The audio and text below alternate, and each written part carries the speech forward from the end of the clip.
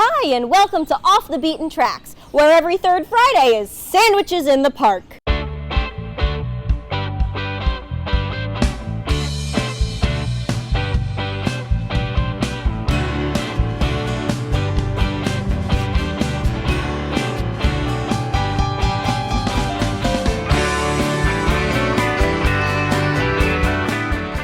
Hi, and welcome to Off the Beaten Tracks. I'm Roxanne, and today we're talking to the one and only, the fabulous, the biggest, beautifulest blonde in Toronto, Cathy Young. How do I follow that up? Thank you, you voluptuous creature, you.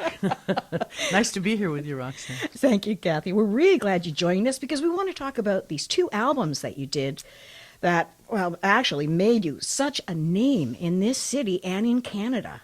The first one, which we're going to talk about first, is this one here, A Spoonful of Cathy Young. And this, I believe, was released in 1972? Very close, 1969. 69, so 72 is the second one. 73. Okay, I'm going to get everything wrong. Was the other one. No worries, it's only numbers and dates. So this particular album, you were fresh off the streets of Yorkville. And if memory serves me, you were dating some pretty interesting people back at that time, including Greg Fitzpatrick from Lords of London. John Richardson, I was dating first, and Gregory stole me away. And that was where the saga started, I guess, with the Yoko thing. Anyway, we were quite the pair. It was a creative boom. More than anything, you know, and we did a lot of work together. It was fabulous. He's a great talent. Was he part of the writing? He must have been part of the writing on this. No. No? Was this all you? That's all me. Oh, my goodness. And the cover, of course, Spoonful is Willie Dixon. Yes. And what else is on there? I think the rest are my own. Excuse me. Young. Yep. Tell us about getting the record deal in the first place. How did that come about?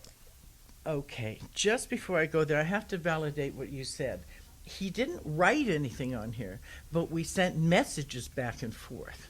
We were very much a part of each other at that point. Mm-hmm. And so they, in their Nucleus album, he is speaking of me, and in my album, I am speaking of him.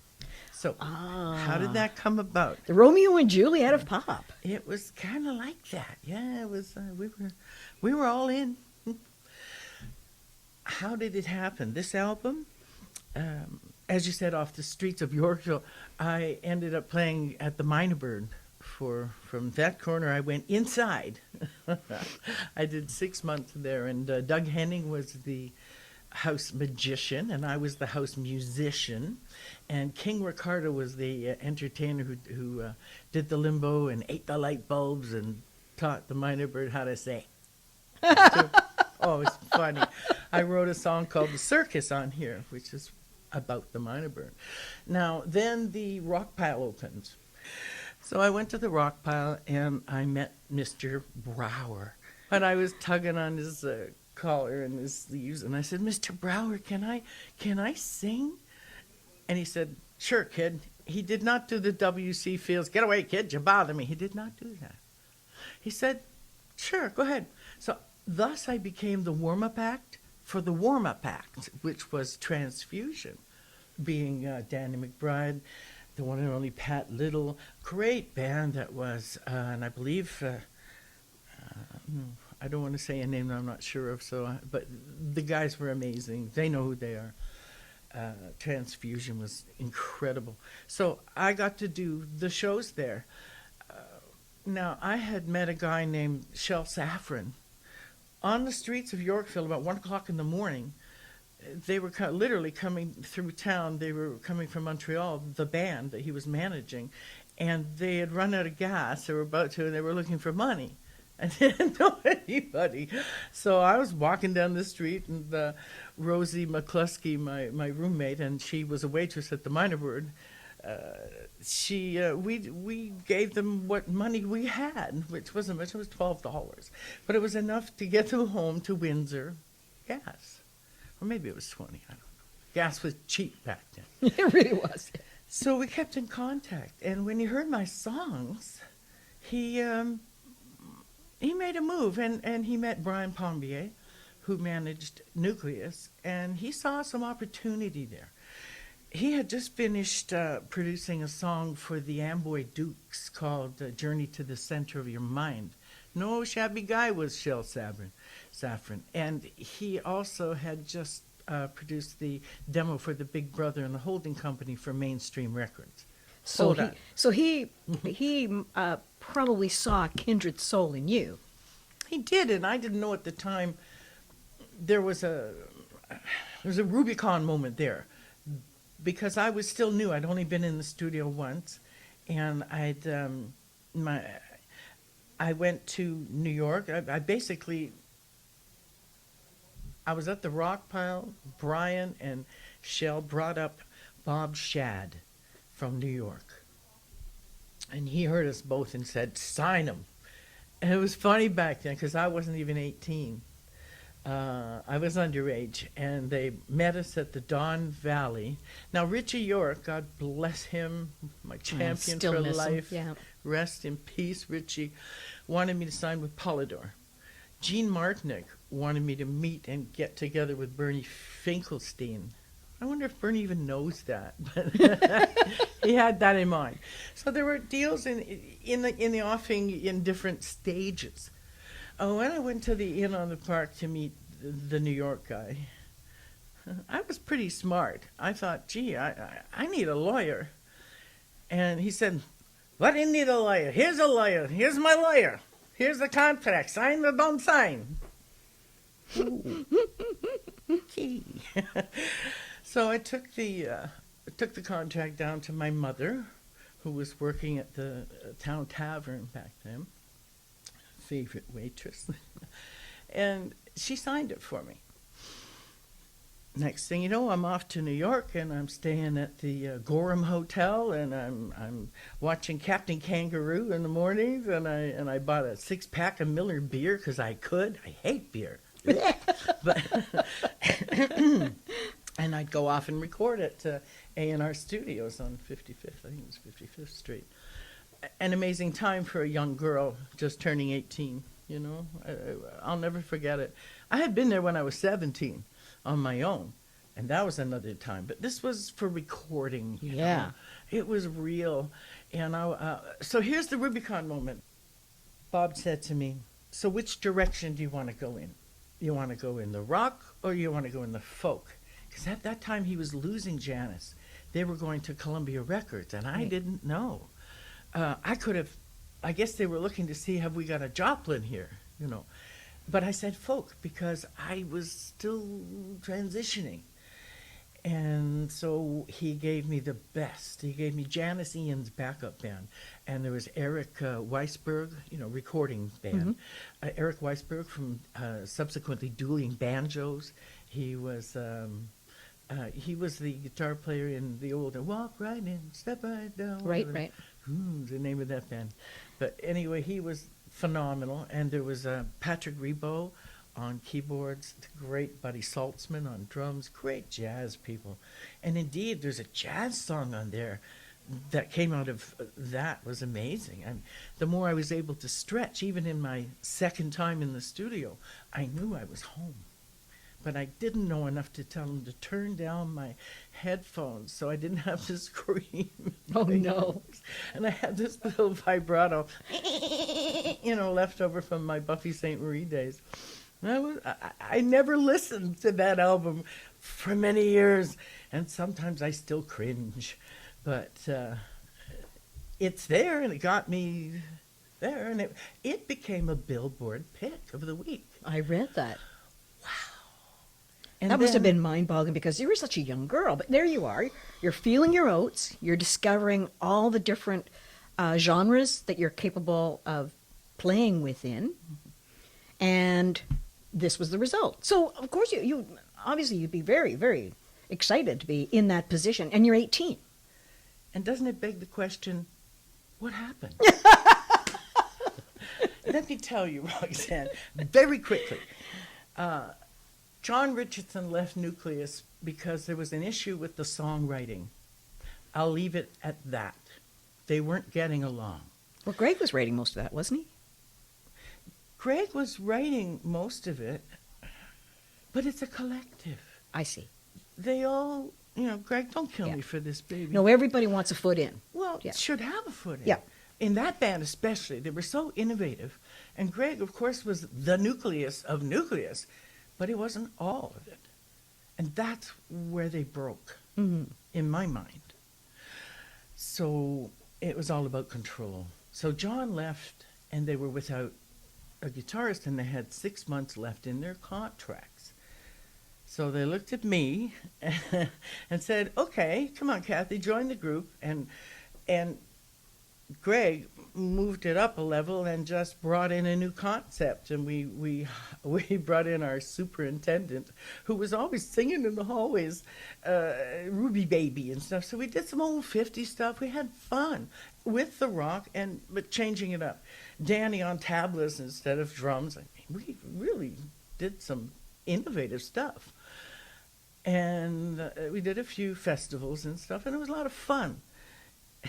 And I do remember the bands coming, though, to the high school where we played and, ready to get nuclearized. And we came out, me in my gown, and and they're like, WTF, okay? And we always had something to rattle them and shake them up with. It was a lot of fun. So the first thing that will catch anybody's eye about this particular album is this fabulous guitar. Now, Cathy, what's the story behind that? Quite a story, Roxanne. I inherited this guitar in a pot deal. And the pot ended up being alfalfa. Been there. Got the parsley. However, I got to keep the guitar. And there was, sorry for my feet, and there was a guy, an Englishman in Yorkville. We were kind of like a little community. And there was this English guy, and his name was Michael Briggs. And he said, "Let me paint your guitar." I said, "Okay." I don't know what he was going to do, but it's got stories in it. It's obviously a psychedelic experience. That's got Peter Mack's vibe. Peter Mack's vibe, very much. The two faces in there, the trees, like the ground, the trees that become the water, that become the cliffs, that become the clouds, that become his girlfriend. Okay, and then the music and the stars and just so beautiful. Peter Mack's is about the closest you could get to it. That was the vibe I got from it. Do you still have this guitar? I do. Oh, my goodness. It's modified a bit.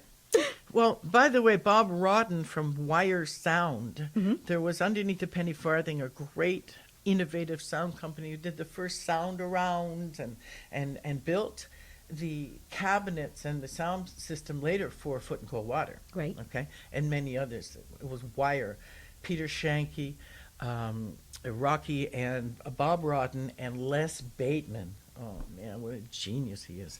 And they were all there. So I used to go and hang, And Bob Rodden made that thing on there, which is actually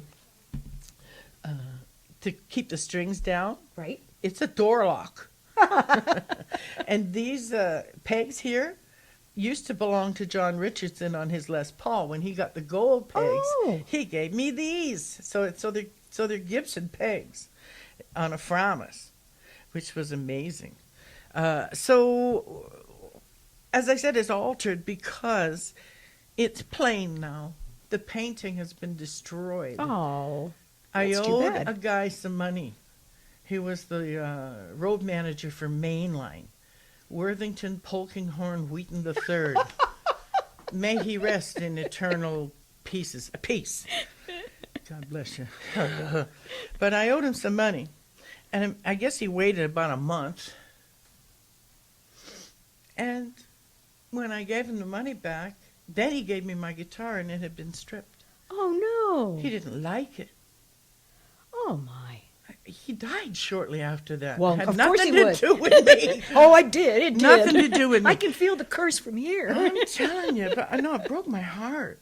But at least it's on the cover. Mm-hmm. And I've had people offer to repaint it, some Ryerson students. That would be great. Well, yes. And I shouldn't tell secrets out of school, but Jan Houst, you know, he did the Young Street Rock and Roll Stories, Right. Bravo award-winning 3-part series, of which I was a participant. I and remember. was a creative consultant. Yep. Oh, I'll never be able to say that again on a full breath. He has an idea that we should go and find this guy and get him to repaint it That would be something. and do a doco on it. So the last time I saw him, I was walking down with Irving Azoff and Bill, what's his name, the promoter for, I can't believe so many names are flying through my head, and Bill Graham down in L.A., going down into the bowl to go see the Eagles. Mm-hmm. And who was at the bottom of the stage? His road manager. Who was that? Briggs. Wow. And we looked at each other and went, eh. And I haven't seen him since. I got to find him on this planet because I think this should be restored somehow. It would be fabulous. And he should have the first option to do so. And look at you, too. I mean, this is very, very Oh, Shrimpton. The Is that a apple- shrimp pose or what? Yeah, kind of. I guess that, you see, this was a very famous New York fashion photographer. So Yes, you he can knew. tell. Yeah. He knew the angles, eh? Mm-hmm. And yes, I had false eyelashes on. And yes, a very wrinkled shirt that I wore forever in Toronto, no buttons on the bottom. Brand new pants and boots that I bought with the $500 they gave me. Oh, my goodness. And A fortune. Appleseed headband, yay! and this is reverse, of course. I'm not a left-handed player, but it was a lot of fun. The songs on this album are definitely not the sort of songs that a young woman of today would be writing. They speak to a completely different time and a completely different headspace. Talk a little about how you wrote some of these. Like, where were you dragging this? Where were you dragging your sort of New York into Toronto stories from? Color That Lightning. That's definitely Greg and I doing some acid. Melody Plot was about John Richardson. I've never told this story. I was saving for my book, but you can have it.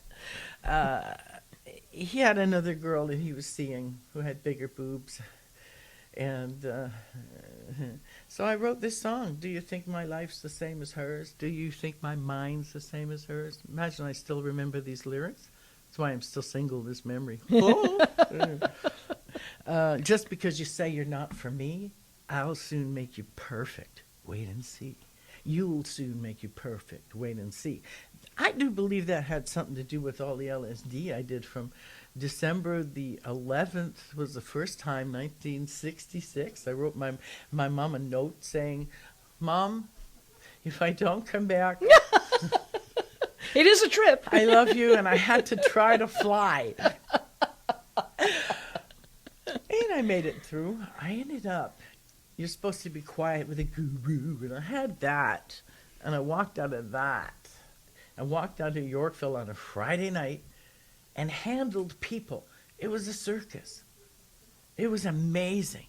And I had to handle it or end up, I don't know where. It would handle you. Thank you. And so the next time I did LSD was the next night. I said, I think I got to do this again. And I did that before I ever smoked pot. So it's called expanded consciousness. And I do believe it exists, you know. So I kind of threw myself out there in the deep water, and all kinds of random thoughts were coming to me. It wasn't just about blobby faces. To me, it set my head open to the universe. It really did. That's what Color That Lightning you're throwing around. It's very much like auras and colors that we understand today. When we talk of these energy things, Mm-hmm. well, we're talking about it then. I didn't even know where it came from. So, and Mr. Moth was very easy.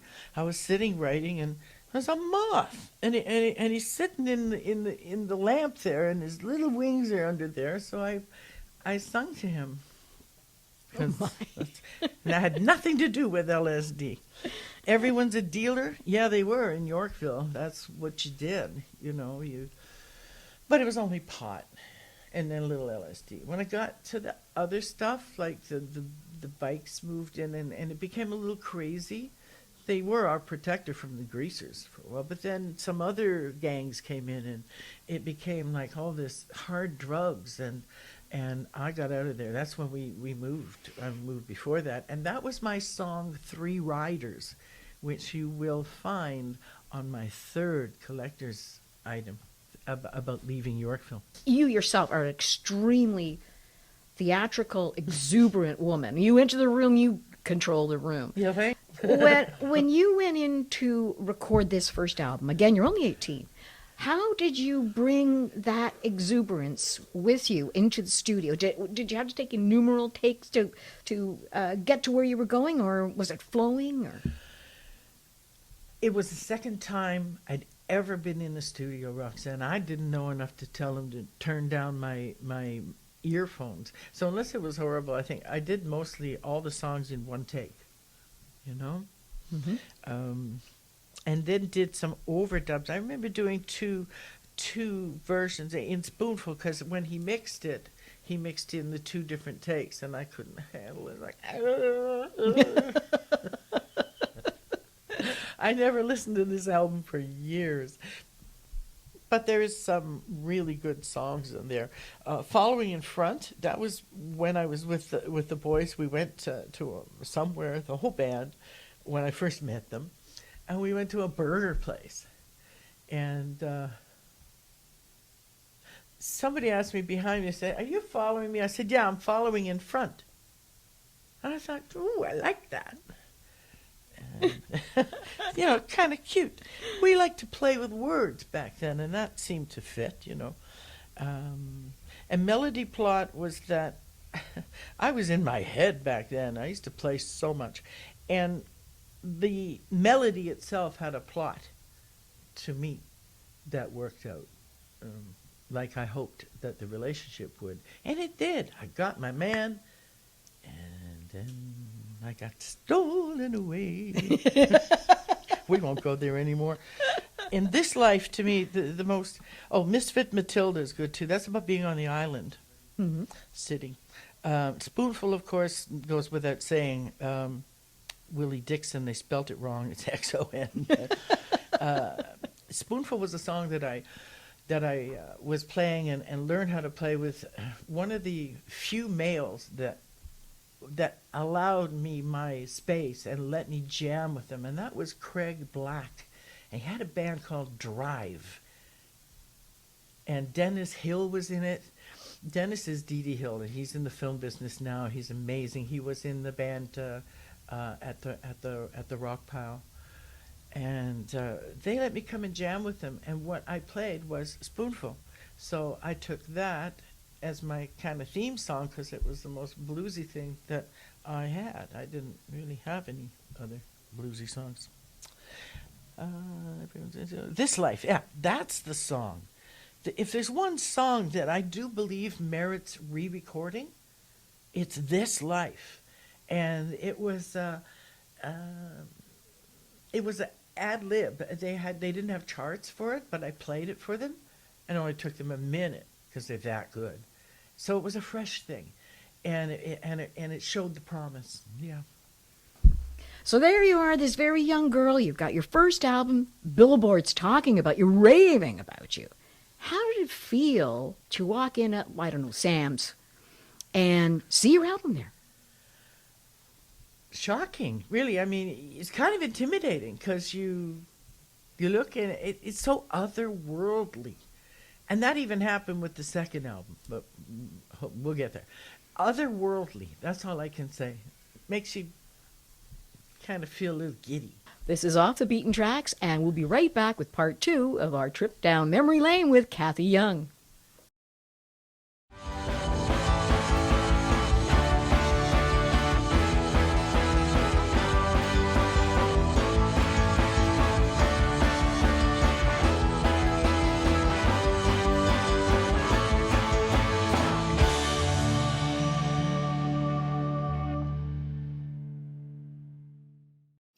The journey of 1,000 miles starts with just one step.